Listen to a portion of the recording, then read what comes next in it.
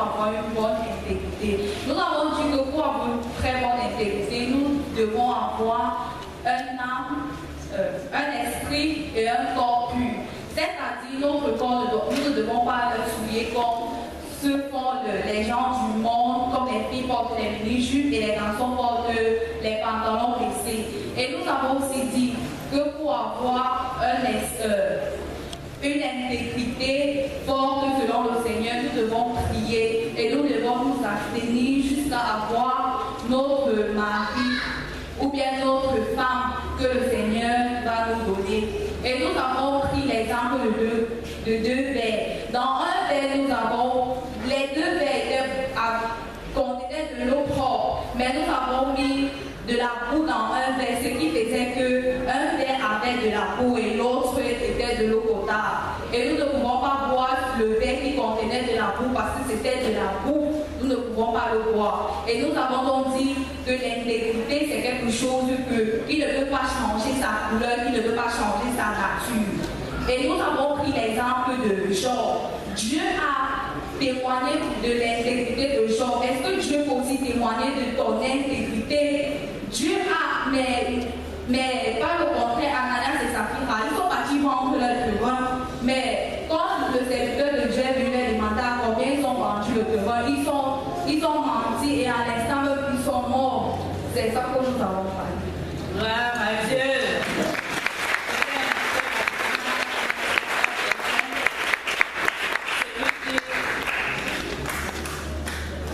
Nous avons été entretenus dans notre atelier par le frère Wabelemi et nous avons eu 3 articulations.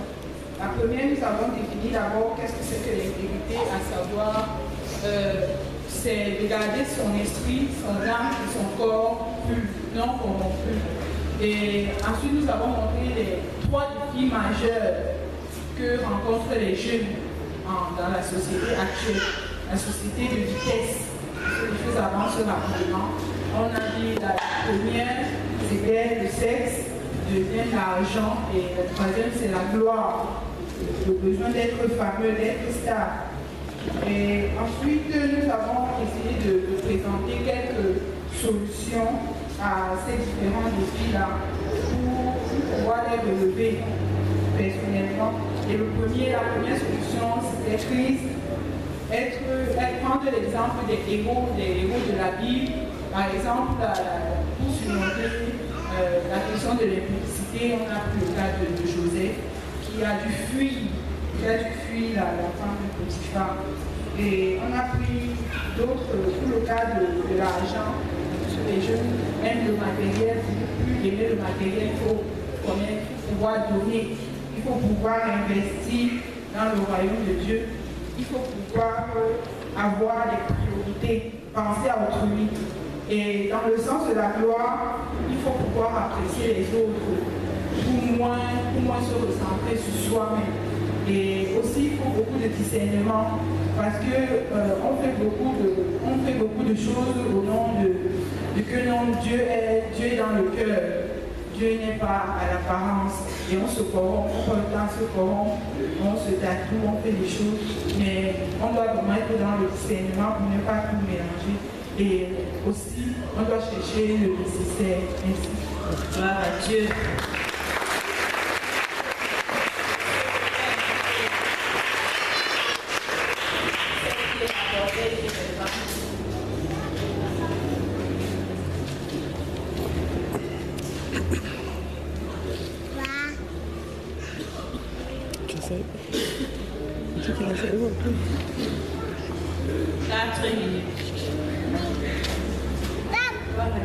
Nous allons parler de relever le défi d'intégrité dans notre génération. On a illustré cela avec deux grains bons qu'on a plantés, deux grains bons qu'on a plantés en Afrique. La première graine a été plantée et la deuxième graine a été plantée. La deuxième graine était mauvaise. Or, la première graine qu'on a plantée, la pluie est venue en mai, a arrosé et la graine 1 a porté de fruits. La graine 2 était mauvaise, elle n'a pas poussé.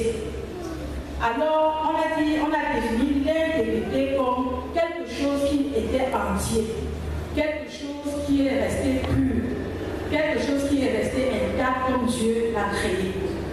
Et puis, on a dit que l'intégrité, que le chrétien de nos jours, nous évoluons avec l'intégrité parce que nous avons mis l'intégrité à côté. Et on a dit que l'homme était une identité tripartite qui évoluait avec esprit, âme et corps. Le corps était la partie physique. Et quand l'esprit est malade,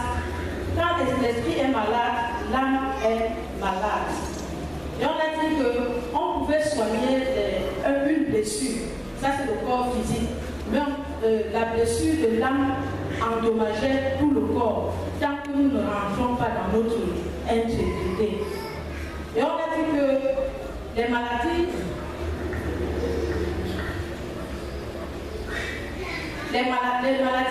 de l'âme, de l'esprit, étaient l'idolâtrie. Et on a dit qu'on pouvait parler d'idolâtrie chez les Bamekons par l'adoration des crânes, des faux dieux,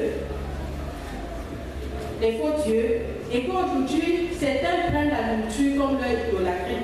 Parce que quand on dit de jeûner, on ne jeûne pas parce qu'on a préparé une nourriture qui nous plaît. Notre cœur est toujours penché vers cette nourriture. Et d'autres gens avaient pris le sexe comme leur idolâtrie. Parce qu'il y a parmi les gens qui ne peuvent pas rester tranquilles. Ils sont toujours en train de bavarder partout, à se donner comme une marchandise. Or, Dieu dit que notre corps doit être son temple. Et on a parlé aussi que certains prenaient le confort comme une idolâtrie. Nos biens, parfois on dit de venir travailler à l'église, on dit non, mon enfant me dérange. Notre travail, non, mon travail, ça me prend trop de temps. Et ce n'est pas bon. On a aussi parlé que nous femmes, nous sommes des femmes d'affaires et nous avons pris nos affaires comme notre idolâtrie. Parce que chaque femme a beaucoup de choses à faire. Parfois, il oublie l'essentiel qui est de s'occuper des affaires du royaume de notre Dieu. On a aussi parlé en disant que Dieu a part cela, Dieu pour cela nous a commencé, pour cela parce que nous sommes devenus comme des femmes d'affaires, notre âme a commencé à se transformer.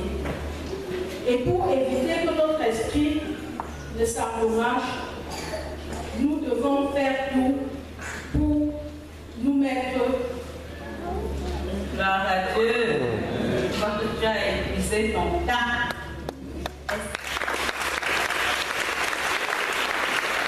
les femmes doivent se séparer des stores pour être intègres.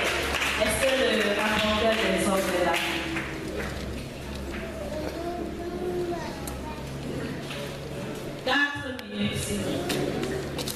Relever le défi de l'intégrité dans ma génération.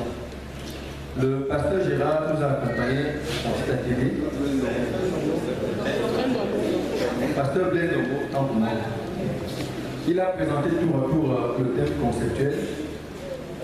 Et puis, nous sommes passés à une tentative de définition. Qu'est-ce que l'intégrité? Que signifie être intègre? Les différents frères ont pris la parole pour tenter d'apporter une approche définitionnelle. Ensuite, nous avons relevé les différents domaines qui caractérisent le manque d'intégrité dans le foyer. Et pour sortir, nous avons ressorti les différents défis qu'il convient à l'homme de relever pour être intègre dans le domaine du sexe, dans la gestion financière et dans la responsabilité. En ce qui concerne les mots qui conduisent dans le manque d'intégrité, nous avons relevé l'infidélité ou la débauche, la dictature au foyer, le manque d'écoute ou d'attention, l'orgueil, l'irresponsabilité, l'ivrognerie, la paresse, le manque de transparence dans les finances, le manque d'amour, la violence, le mensonge, l'instabilité, l'intolérance et le manque de confiance. Du coup, nous avons ressorti les défis suivants.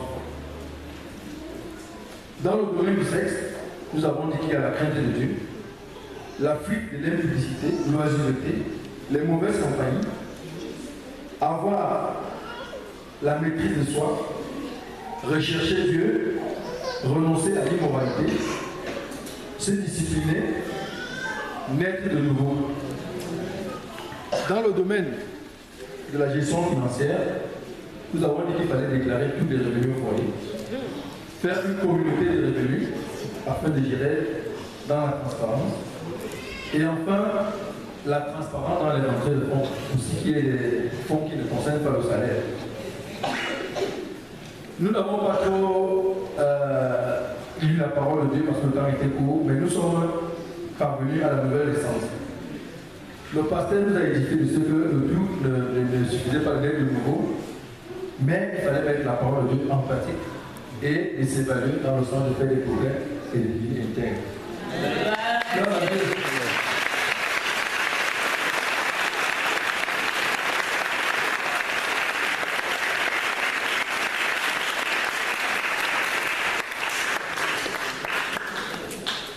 Gloire à Dieu. L'intégrité. Je crois que pour passer à un autre thème, nous allons passer